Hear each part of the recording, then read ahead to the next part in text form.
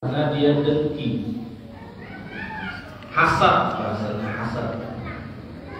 Apa itu hasad? Tidak senang atas nikmat dan karunia yang Allah berikan kepada seseorang. Ada yang lebih tinggi lagi, kalau bisa untuk dia nikmat itu.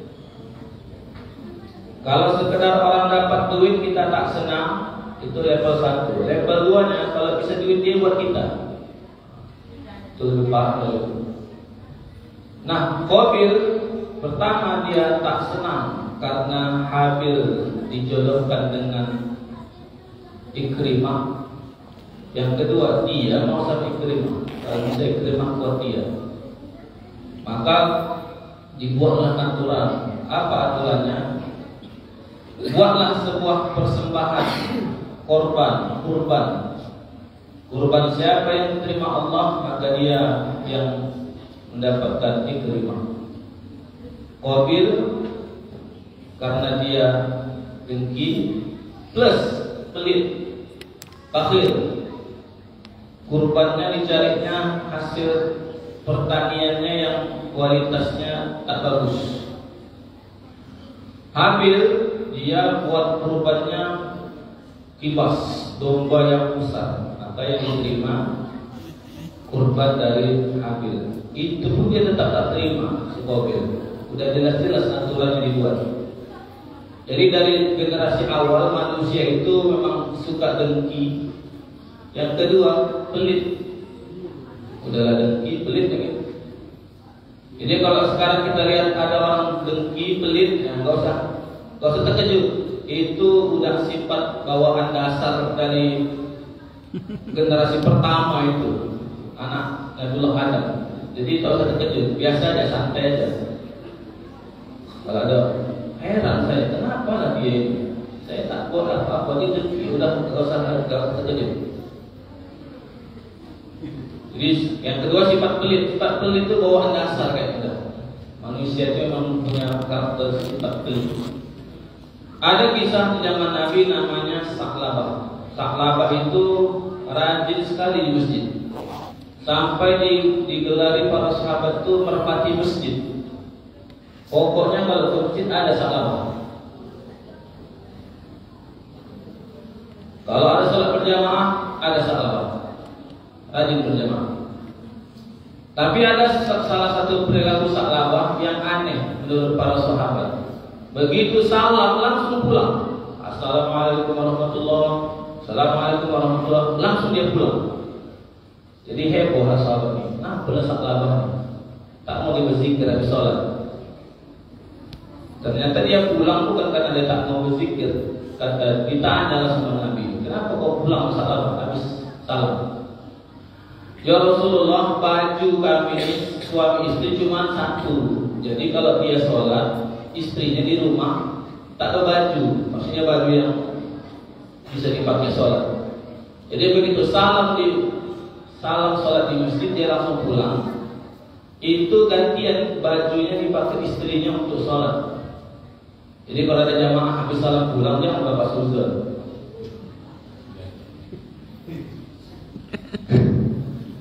Mungkin ada keperluan yang lebih penting lagi. Kalau kayak baju satu nggak ada zaman sekarang, masing-masing ada bajunya. Tapi mungkin ada urusan yang lebih penting daripada zikir. Karena zikirnya sunnah, dia mungkin punya kepentingan yang lebih penting, yang wajib mungkin. Begitu dia salam langsung dia pulang tuh jangan suzon. Zaman Nabi soalnya ada kejadian kayak gitu sahabat. Dan ditanya. Kata Sa'labah, ya Rasulullah, doakan aku ya kepada Allah agar aku jadi punya harta.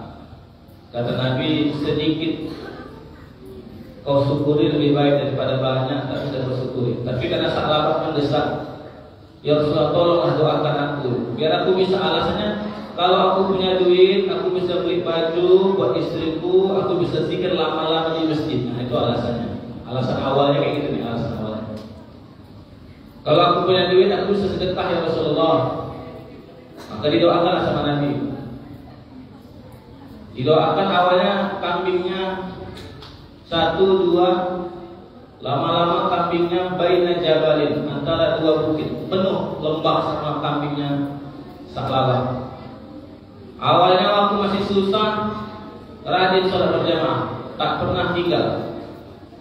Agak banyak kambingnya, nampak maghrib aja begitu.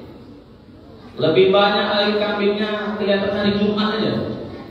Banyak lagi kambingnya, Idul Fitri, Idul Adha, kelihatan. Habis itu tak nampak lagi. Mana Sa'labah? Jadi kalau ada orang pas nganggur rajin ke masjid, habis itu bilang apa jangan curiga. Tak usah berprasangka buruk. Mungkin dia ada kerjaan lain. Banyak dulu. Jaga kambing, enggak kita tahu kita. Jadi memang kayak gitu, manusia itu dari awal-awal memang kayak gitu. Makanya kita ini jangan nunggu kaya baru sedekah, karena tak mungkin itu.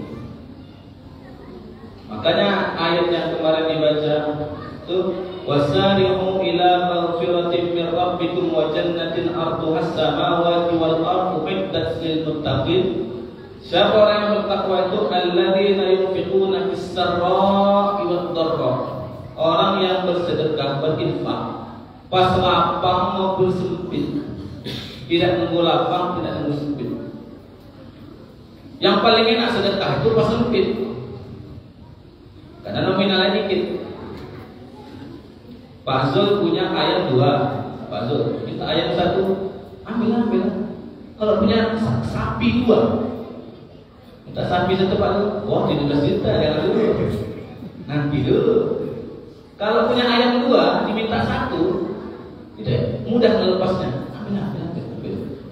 Tapi kalau sapi 2, jadi jangan berangan-angan nanti kalau saya kaya saya bersedekah.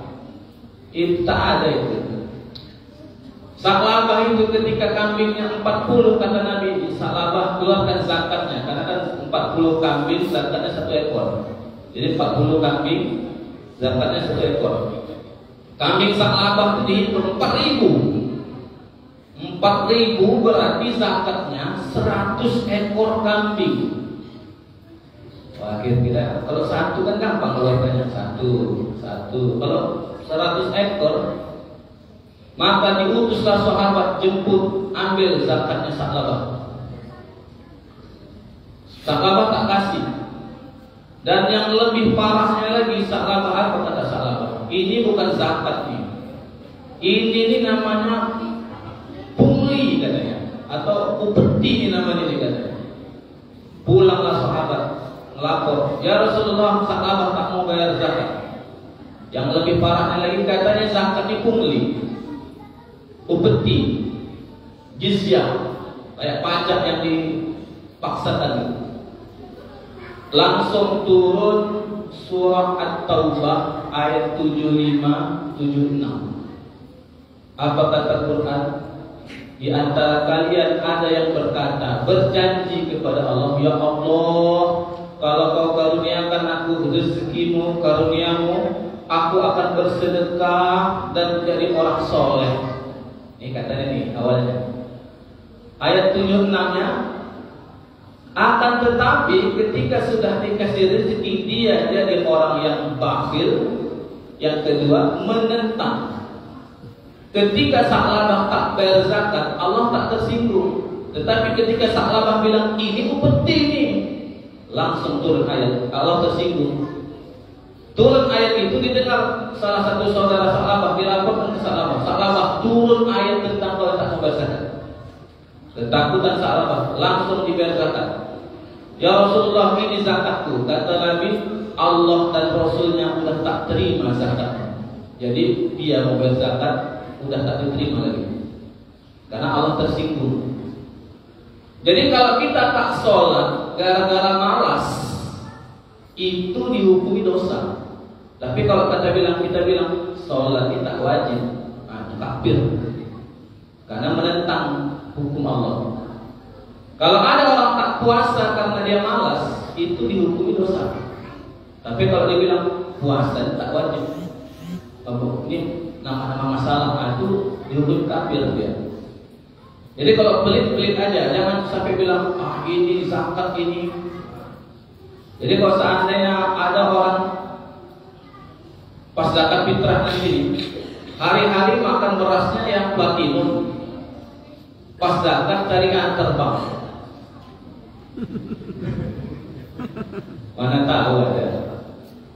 Nah kalau dia gara-gara dia bilang itu memang dia pelit, Allah masih maklumi. Tapi kalau katanya zakat fitrah ini tak wajib, bisa kafir. Hati-hati. Jadi kalau mau sedekah ini, sedekah waktu masih sempit-sempit ini enak sedekah. Kalau saya punya duit 10.000, sedekah 1.000, itu nilainya 10%. Saya ulangi. Duit saya 10.000, sedekah 1.000, nilainya 10%. Ada orang duit 1 juta, sedekah 10.000, cuma 1%. Mana yang lebih besar pahalanya? Yang 1.000, karena dia mengeluarkan 10%. Dibandingkan orang yang ngasih banyak. Ada orang ngasih sedekah 1 juta, tapi duitnya 1 triliun, kecil itu. Dibandingkan orang punya 1 juta, sedekah 100.000, itu 10%.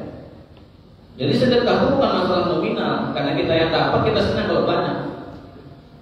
Contoh kita dapat orang berinfak, berapa infaknya? 2 juta, alhamdulillah, mudah-mudahan rahmat berkah hartanya, karena kita senang dapat banyak.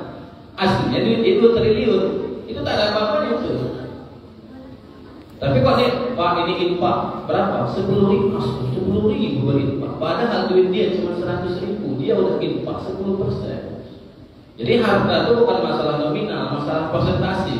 Zakat itu kan hitungannya persentasi. Sama dengan punya ayam. Kalau ayam kita 2, diminta 1, 50% itu luar biasa itu. 2 ayam diminta 1, dikasih 1. Itu dia sudah bersedekah 50% punya dia. Tapi kalau dikasih sapi 1, sapi 2, diminta 1, wah tak kuat. Maka jangan sampai nunggu kaya. Nanti kalau aku kaya aku mau bersedekah. Nanti kalau aku kaya aku mau berinfak. Kalau aku kaya aku mau berzakat. Kalau aku kaya aku mau ini dan itu. Udah itu, bukan itu cerita lama itu. Tak lama membuktikan. Jadi kalau mau bersedekah, mau berinfak itu jangan nunggu lapang. Jangan nunggu merasa kaya dulu. Dicicil dari sekarang. Mumpung masih sedikit nih, mentalnya dibangun. Duit 10.000, 1.000 lah kasih buat sedekah. Mungkin kita merasa 1.000 ini tak ada apa-apanya, tapi itu persentasinya itu 10%. 10%, belajar ikhlas dari 1.000, infak subuh 1.000, lama-lama 1.000 dikit kali, 2.000. Mana buktinya? Contoh, Bapak punya gaji sebulan 8 juta. 8 juta itu kena zakat penghasilan 2,5%. Berarti kalau 8 juta zakatnya 100.000. 8 juta 200.000 karena dia 4 juta 100. Jadi kalau gaji 8 juta zakatnya itu 200.000 per bulan. Itu bukan gaji bersih, gaji kotor gitu. Kata bapak, nanti aja lah biar banyak. Dikumpulkan dulu setahun biar banyak. 200.000 dikali 12 bulan 2.400.000. Wah, ini 2.400.000 nih. Hampir dah pada pecah pula layarnya. Wah, 2.400.000 dapat Galaxy, Samsung Galaxy goyang. Jadi jangan nunggu 2.400.000. Kecil-kecil nih. Waktu masih kecil tuh kasih, waktu masih dikit tuh kasih. Kalau udah nunggu 2.400.000, setan ini luar biasa. Mau kemana Pak? Mau bayar zakat. Berapa zakat Bapak? 2.400.000. Pak, ada lagi promo hampir nih Pak. Goyang. Maka jangan nunggu kaya baru mau berinfak. Cerita ini cerita saklabah. Jangan kita ulang lagi kisah-kisah saklabah itu. Udah cukup kan. Jadi alladzina yunfiquna fis-sarra'i wad-dharra. Kalau mau berinfak itu lapang berinfak, pas lagi sempit pun juga berinfak sesuai dengan kemampuan. Punya 1.000 infakkan 100 rupiah. Punya 10.000 infakkan 1.000. Punya 100 infakkan 10.000, besar pahala. Jadi harta itu bukan nominalnya, tapi presentasinya. Berapa yang kita presentasikan untuk jalan Allah. Jangan nunggu kaya. Mudah-mudahan bermanfaat, mudah-mudahan menggugah kita. Jangan nunggu kaya baru mau terikat sedekah. Karena kalau dah kaya lupa. Alhamdulillah rabbil alamin. Subhanallah wa bihamdika asyhadu an la ilaha illa anta astaghfiruka wa atubu ilaik. Wassalamualaikum warahmatullahi wabarakatuh. Waalaikumsalam warahmatullahi wabarakatuh.